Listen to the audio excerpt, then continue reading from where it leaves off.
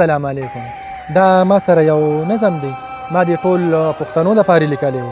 نو نبیل صاحب که دې خوښه چې نن یې ورته ډالۍ کړو. هر وخت په ژړا سر یو، په سلګو په واویلایو، په سرو دشتو کې توی شو سره ګلونه د لالایو. په اور کې د بارودو ایرې خاورې مو ځواني شوه، قصه مو د ژوندون نیمګړې پاتې ارماني شوه. په څه ګناه مو وژني موږ د دې وطن ښکلایو، په سرو دشتو کې توی شو سره ګلونه د لالایو. د تورو د نیزو نه د ظالمو نه یریږو، څه داسې لیوني یو چې خپل مرګ ته خوشحالیږو. طاقت د ایمان لرو موږ مست په الا الله یو، په سرو دشتو کې توی شو سره ګلونه د لالایو.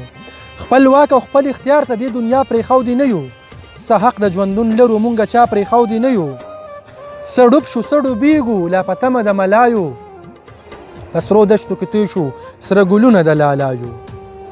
لا څوک به مو د داسې بېوسۍ آهونه واوري، زما په وجود پورې به بل څوک دردونه واوري. نه خان او نه ملک آرام ته پریښي په کالایو، په سرو دشتو کې توی شو سره ګلونه د لالایو. جوړ ظلم د شمر دی د وختونو پیرونیان دي، د دوی سره ملګري زما واړه رهبران دي. په وینو سره بېوسه شهیدان د کربلایو، او په سرو دشتو کې توی شو سره ګلونه د لالایو. لمبې چې د کوم تن نه خیجي دا وجود زما دی، زخمی د وخت په غشو نن سحر رحیم الله دی.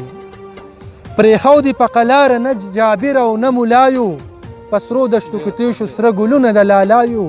هر وخت په ژړا سر یو په سلګو په واویلایو، هر وخت په ژړا سر یو په سلګو په واویلایو.